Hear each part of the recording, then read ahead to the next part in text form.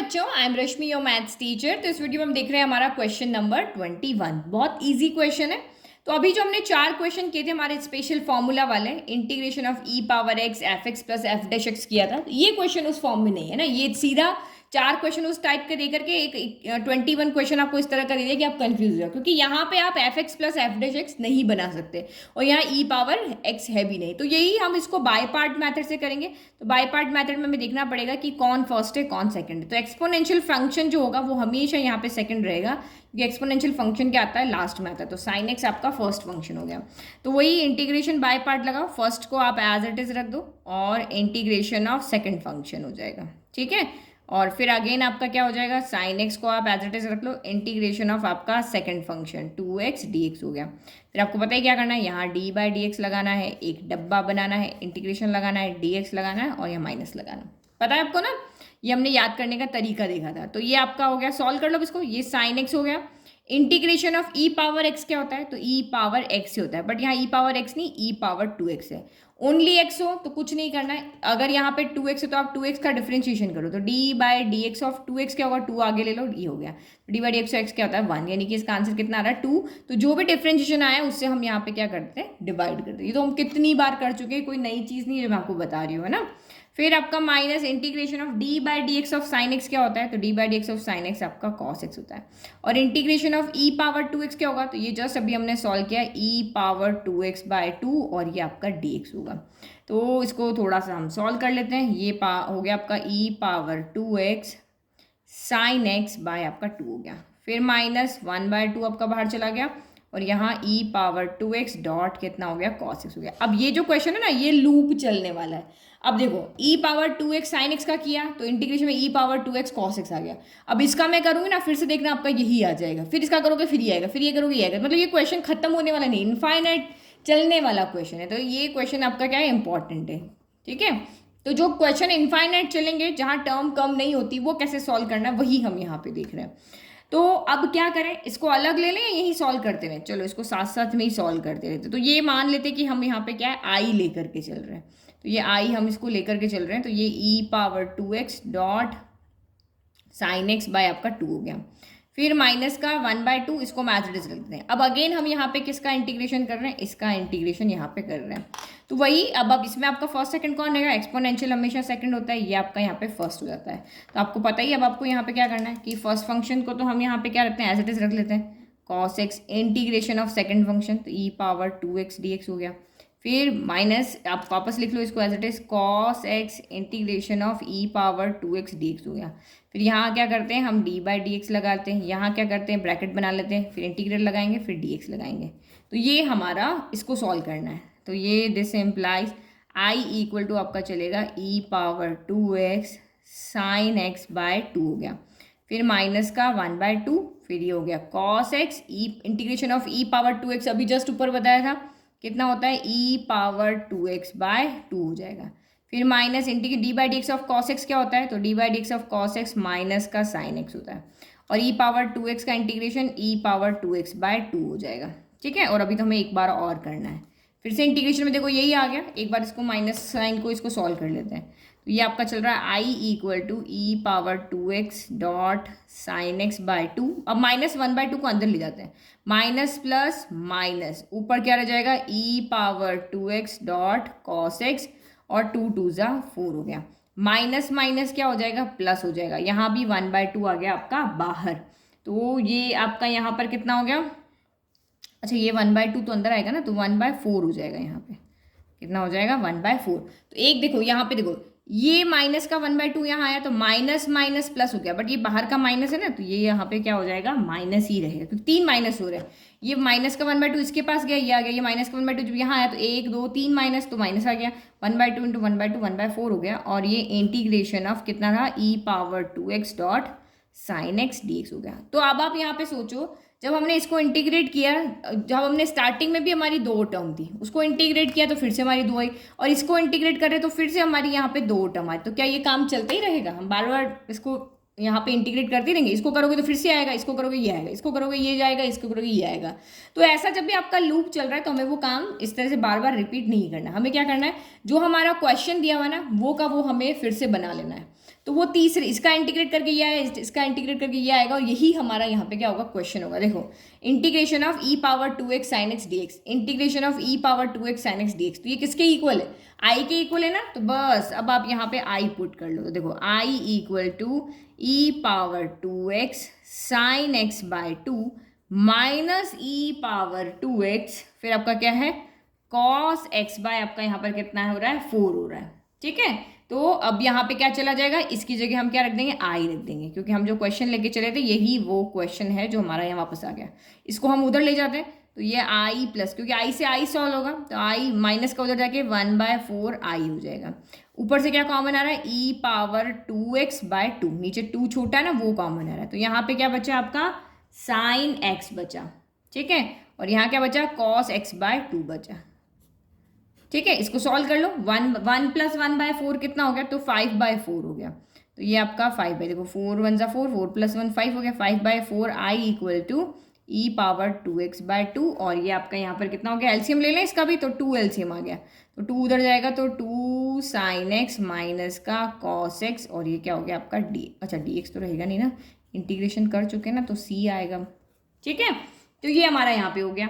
अब यहाँ पे तो हमें आंसर में आई चाहिए ना, 5/4 को इधर ले आते, तो आई इक्वल टू ये इधर जब आएगा तो कितना हो जाएगा, 4/5 into E power 2x by 2 E power 2x bye 4 कर लेते हैं, ये 2 भी बाहर दे देते हैं, तो 2 sine x minus cos x plus c हो गया। तो देखो 4 से 4 आपका कैंसिल हो गया, तो इसका मतलब आपका आंसर यहाँ से क्या हो गया, फाइनली आई इक्वल टू कितना हो गया, e power 2x by 5 2 sine x minus cos x plus आपका सी हो गया। This is your final answer.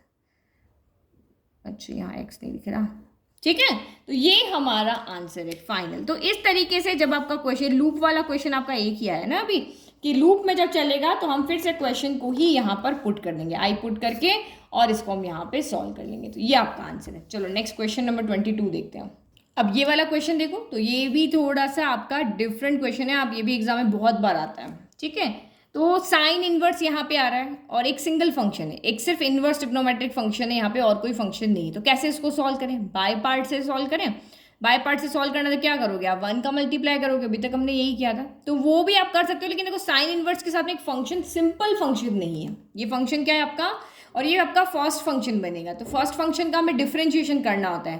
देखो first function as it is integration of second function, फिर यहाँ आके dy/dx ऑफ आता है ना आपका ये वाला फर्स्ट फंक्शन। तो ये हम इतना बड़ा डिफरेंशिएशन में करना पड़ेगा। साइन इनवर्स का आपको पता है ये पहले ही लेंदी होता है, तो उस मेथड से नहीं करेंगे, बाय पार्ट मेथड से आपका सिंपली सॉल्व नहीं हो रहा। तो हम यहाँ पे जब भी ये क्वेश्चन आता है इनवर्स की फॉर्म में, तब सोचो कि इनवर्स को हम कैसे हटा सकते हैं।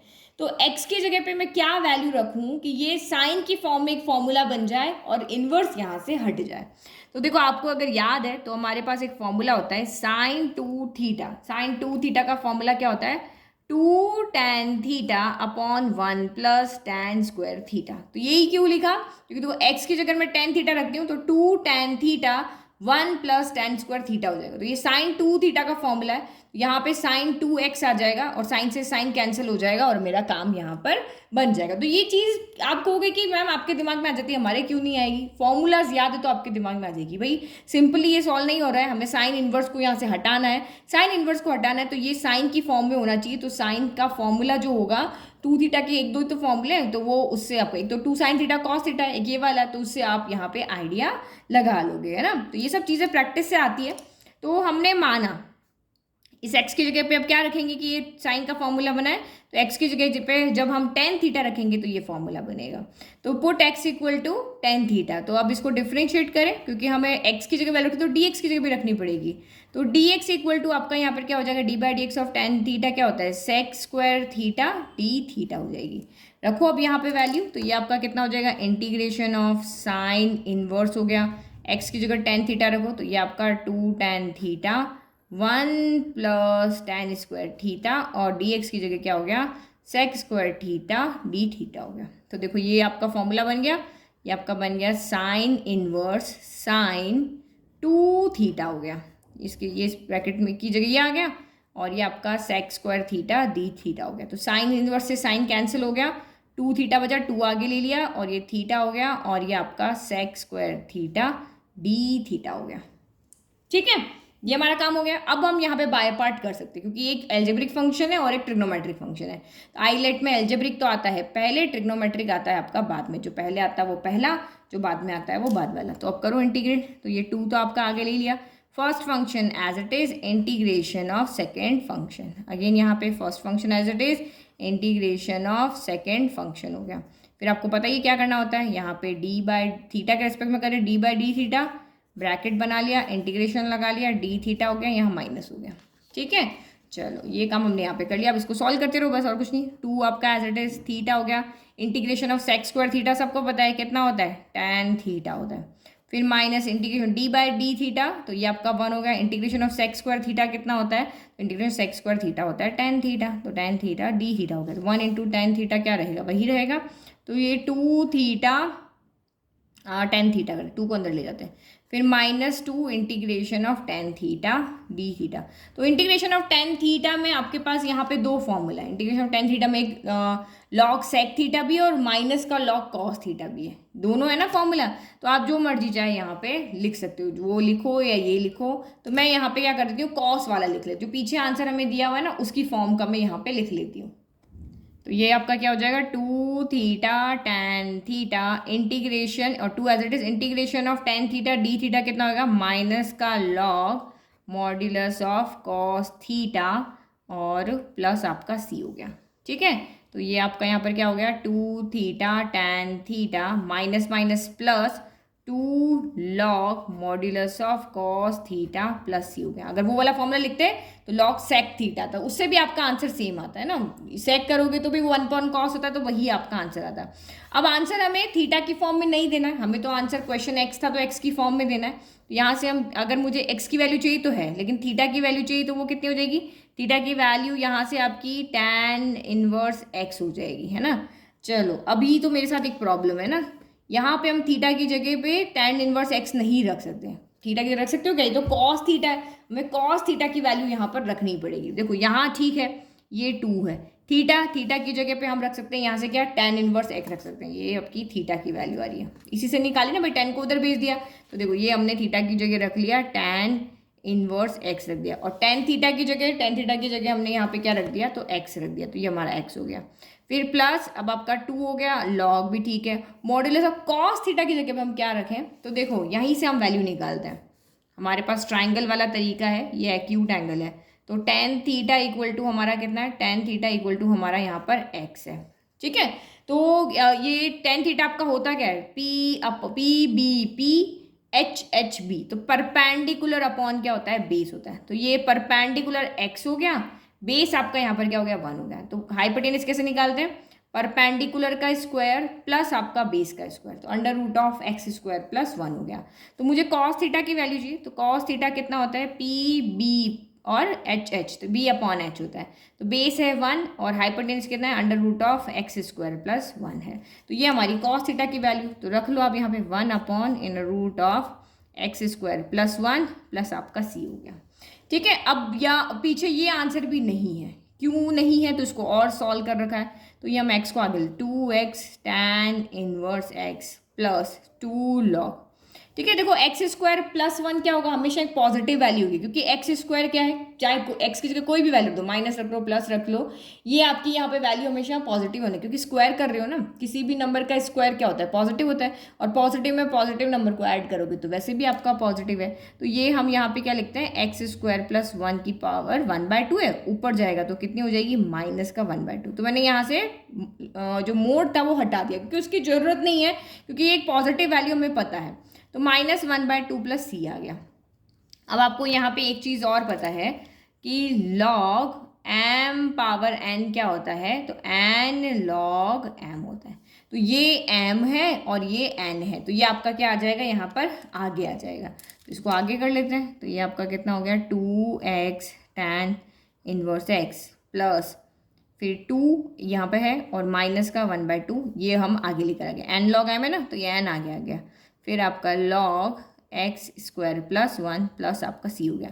तो इस 2 से ये 2 कैंसिल हो गया और प्लस माइनस क्या हो गया, माइनस हो गया। तो फाइनल आंसर आपका यहाँ से कितना आ गया, 2x tan inverse x plus minus minus log x square plus 1 लिखो या 1 प्लस एक्स स्क्वायर लिखो plus C, this is your final answer, है ना। तो जरूरी नहीं यहाँ तक लिखो, बस आपको थीटा को एक्स में चेंज कर दिया और आपका वही फाइनल आंसर है। बट मुझे तो पीछे से आंसर मैच कराना पड़ेगा ना, तो ये मेरा पीछे से आंसर मैच हो रहा है, इस तरह से आपका आंसर है, अदरवाइज यहाँ तक भी आपका आंसर राइट है। तो क्वेश्चन जब भी आपके सामने आता है तो इंटीग्रेशन में आपको पहले डिसाइड करना बहुत इंपॉर्टेंट है कि कौन से मेथड से हम करें। तो बहुत सारी कैलकुलेशन हम अपने दिमाग में कर लेते हैं, उसके बाद हम रिजल्ट पे पहुंच जाते हैं। जैसे चेस का गेम में नहीं करते, ये चलेंगे तो वो होगा वो होगा, तो जैसे हम दिमाग में सोच लेते हैं, तो वैसे भी यहाँ इंटीग्रेशन में आपको दिमाग बहुत चलाना है, सोच समझ के काम लेना है कि भाई यहाँ इसका डिफ्रेंशिएशन आएगा तो मेरे लिए टफ पड़ जाएगा, तो बाय पार्ट मेथड सही नहीं है, तो हम कुछ लेट करके चेंज करके और इन्वर्स को हटा करके इसको सॉल्व करेंगे। तो आई होप आपको दोनों क्वेश्चन अच्छे से समझ में आए। ऑब्जेक्टिव क्वेश्चन करेंगे नेक्स्ट वीडियो में।